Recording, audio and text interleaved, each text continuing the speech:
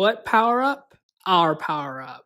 Here is my Ahsha Token Rush budget deck. This is a great budget deck using cards from the next stage, which focuses on powering up your Vanguard so you can get off big attacks with not only your Vanguard but also your Ahsha's Fairy token. Remember to leave a comment down below. Let me know what you think of this great budget deck for all of you. Don't forget to subscribe and enjoy. Starting off with our grade 3s, we of course have 4 copies of Ranunculus Flower Maiden Ahsha. So you get to call 2 tokens with the skill and of course retire 3 rearguards to get yourself an Ahsha Flower Fairy token. This is really good because it's a great budget option out of the trial deck and no deck can stop a Flower Fairy token. So this whole deck focuses on powering up Ahsha itself to make sure that your Fairy token can match power and critical, and with Force 2 you could be swinging in with big damage or Force 1 high numbers. And then because this deck has a big rush factor with the plant tokens, we for our backup play 3 copies of Maiden of Trailing Rose. This card may be a little bit out, but you could run the new rare out of the next stage as your backup instead. I just prefer this, even though it's like $2 to $3 if you're unable to get it. You could call plant token with the skill, so it's another fodder for Ahsha's call Fairy token skill. Then for the grade 2s, we have 4 copies of Sela. Sela, of course, is really good for if you have a unit with the same card name as your Vanguard and Rearguard. Sela can't be retired by card effects, and it gets plus 5k. But the true power of this card relies in second scale to where when it's on Vanguard or Rearguard, you could counterblast 1 to call 2 plant tokens to Rearguard. It's just more fodder. Like I said, this is a token deck. So to go along with more tokens, we have 4 Genuine Maiden Fairing. So this acts as kind of like Sylvia, which is one of the more pricey cards for Nectar, but it's more restrictive to when your opponent's on grade 3. It's also good because it could power up your Ahsha so your Fairy token could hit some higher numbers, because when it's placed, if your Vanguard's grade 3 or greater, you could call a plant token to Rearguard, and one of your Vanguards gets plus 5k. And because the Flower Fairy token matches the Vanguard, it's also a 5k boost to this card. Next, for like the rest of the grade 2s, we're actually playing a lot. 2 Maiden of Fine Ale. When it's on Rearguard, you could counterblast 1 and retire it. Look at the top 3 cards of your deck, and you could call 2 cards among them to Rearguard and put the rest on the bottom of your deck in any order. So you could stack triggers at the bottom with its skill because you could send the 1 card that you don't get. And if you call for Yan with the skill, you're able to just get a plus whatever because you could call a plant token with the ability.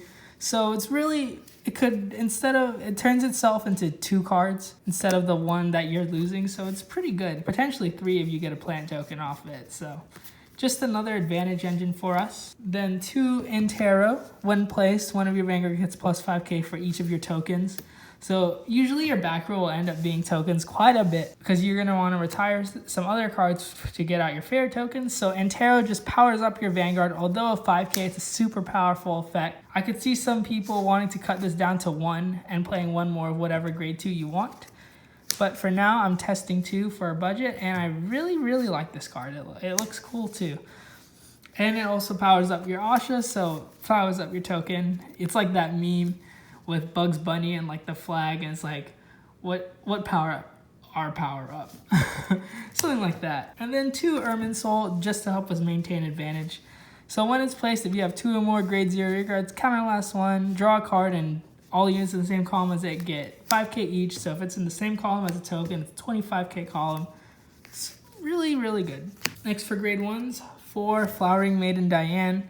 So one place you could discard and draw, but if your Vanguard's at grade 3, it gets 5k. So another way to cycle through your deck and get whatever pieces you may need for your skills, and also powering up your Ahsha Vanguard. For the next grade 1, we have 4 copies of Blue Lace.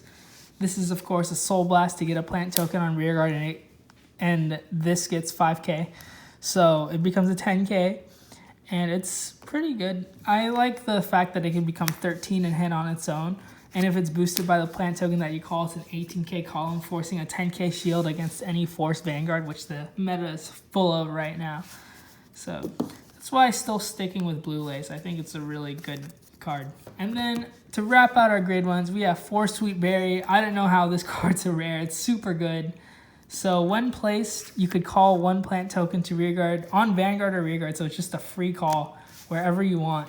And then if your Vanguard's grade 3, you could soul charge 1. So it fuels Blue Lace's skill and makes it free essentially. So if you have a Sweet Berry, you could call a token, and then use Blue Lace skill, get another token, and then retire whatever you want to get out your fairy token with your Ahsha Vanguard.